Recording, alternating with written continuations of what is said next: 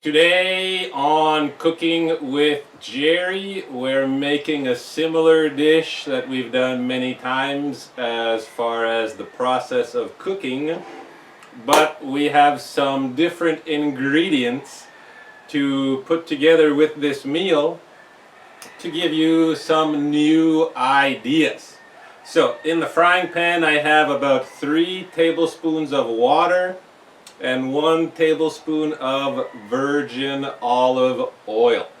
Trying never to cook with any extra virgin oil because the properties you maintain the nutritional value much better if the extra virgin oils are not cooked. So that's been on for less than a minute and we're gonna get started. And the process, as we've discussed numerous times, try and have low heat, trying to put the vegetables that are the most dense, which means they take the longest to cook, those go in first, and then the succeeding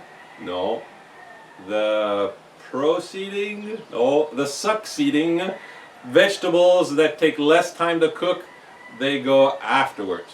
So today the vegetables that take the longest to cook are cauliflower and broccoli, and specifically the stalk of these two vegetables, thicker than the flour, so they go in first. There's not much stalk on these pieces, but they are going in first. Another important point, if you haven't seen the other videos, it's best to have your food raw or almost raw. So I am really not going to cook these vegetables for long. If you like them crunchy, shorten the cooking time.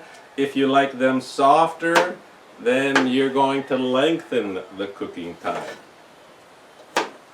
If there are different people in your household that you're preparing food for that like the vegetables differently, remove from the saucepan or frying pan earlier for the people who like the veggies crunchy, and later for the people who like the veggies softer, more cooked. The less you cook them, the more they maintain their nutritional value. The more you cook them, the more damage you cause to the food. I am just cutting these into bite-sized pieces so it's easier when I sit to eat. And if you can see, I'm cutting about halfway and then just pulling the flour apart. I don't want to slice all the way through the flour. I like them to be in their intact flour instead of having little bits of the flour on the plate. And the little bits will also cook quicker. So there's the broccoli. Cauliflower, sometimes you can just rip it apart. Here's a little piece of stalk that goes in. And this one as well, there's a piece of stalk. Just ripping the flowers off, small-ish pieces. And the smaller the piece, the quicker the cooking time.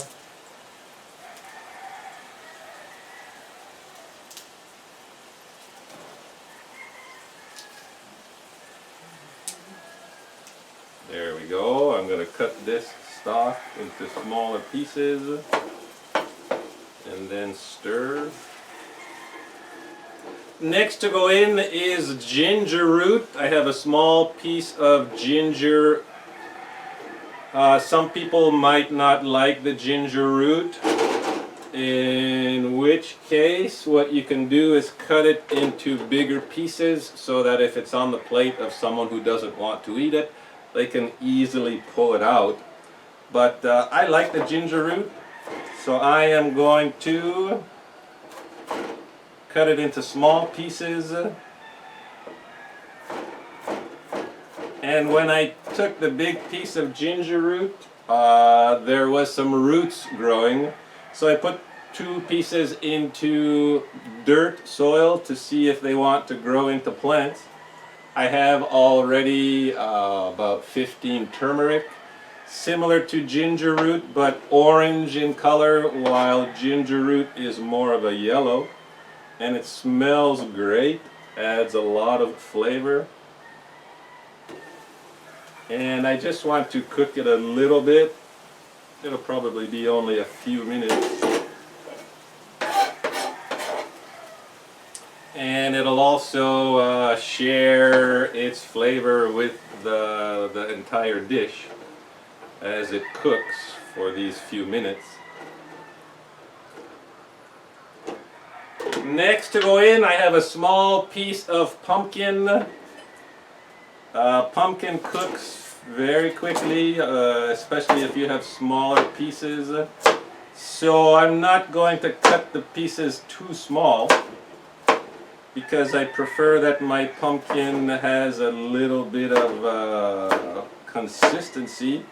If you cook it too long, it kind of melts in your mouth, which is nice, but I prefer to have a bit of chew when I eat my pumpkin. So almost all the water has evaporated. Pumpkin goes in, adds nice color also. And we're almost done.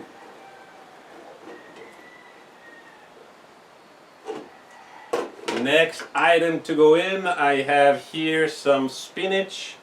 I didn't mention that all these vegetables, I washed them beforehand. Same with the spinach. Spinach I don't really want to cook. I just want it to heat through. So I'm going to cut it in half.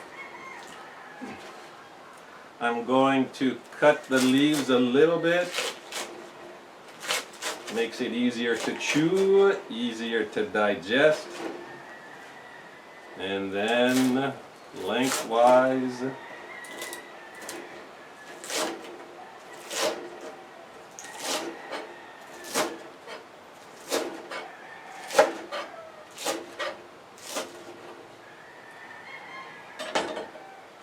Quick stir, and then I'll put the spinach in.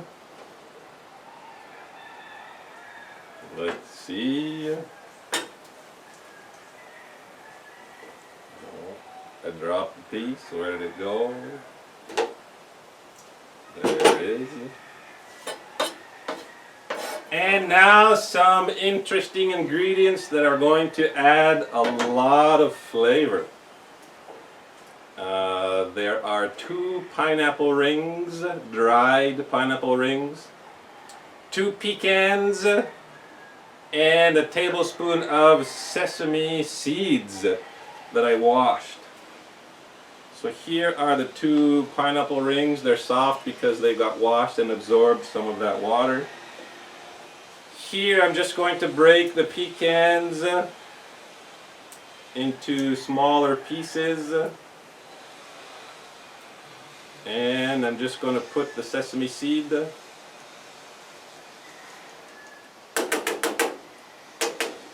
it off my fingers.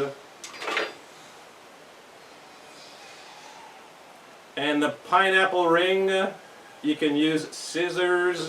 It's easy to cut them with scissors. But I'm just going to use the knife. Sometimes you can rip them apart with your fingers.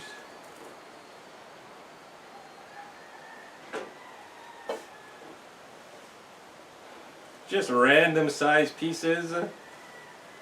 This gives a nice addition to that spoonful or forkful that goes into your mouth. Now these have a lot of sugar because they're a fruit and they're dried, so the water has been removed. But with everything else that's in the frying pan, the sugar level that's in these pineapple rings was balanced out by the fiber of the vegetables, especially since they're not cooked too much. And the nuts, the pecans, provide fat, fiber, protein, same with the sesame seed. And the last ingredient, which I don't want to cook, is fish. I opened up a can of mackerel. 170 grams is the size, the quantity inside this can of mackerel. And it's packed in vegetable oil. The best would be if you can find, turning off the heat because that's good enough for me, if you can find it packed in olive oil. That's the best, I think. So here it is. I just transferred into this container. I'm going to move this. I transferred it into this container just so that it's easier for me during the video to be able to put into the frying pan. And I am only going to use half because I'm serving only for one. And I'll use the second half for my next meal. The mackerel is a small fish, which I've learned is better because the smaller fish being lower on the food chain, they have a lower concentration of mercury. The bigger fish, tuna for example, is high up on the food chain, which means it has a higher concentration of mercury. 2 pinches of pink salt. And since mercury does not leave the body, whether it be a fish or a human, the higher up the food chain you go, the more concentrated the mercury is. So best to get the smaller fish. This is mackerel, sardine, anchovies. Just be careful that the anchovies don't have way too much salt. And I'm going to add extra virgin olive oil now that the fire has been turned off. This will also slow down the conversion into sugar, being a fat and oil.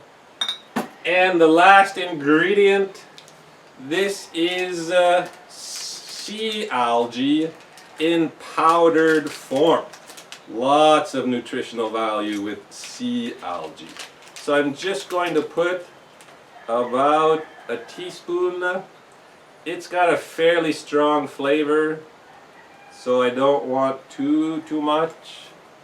And it's kind of expensive, but I bought this maybe 3 months ago, and there's still more than half of it left. So buying these more expensive powders, if you can't have the fresh, the price is a bit higher, but it can last a long time. So that's the meal, loaded with nutrition, good balance of sugars, fats, and it's gonna be tasty. So thanks for watching, and lots of different variations you can use. You can use different nuts. I almost put some pistachios in as well. Sometimes I like to add raisins, cranberries, walnuts, almonds, really anything you want. And if you change things up a little bit, it'll be a little bit more exciting for yourself and whom you're feeding. And you'll get the different nutritional value of the different items. So, time for eating. Sorry, back again. I forgot to show you what it looks like, and I think you might be interested. So there it is. You can see the fun colors, pecans, pumpkin, spinach, and it's gonna be tasty.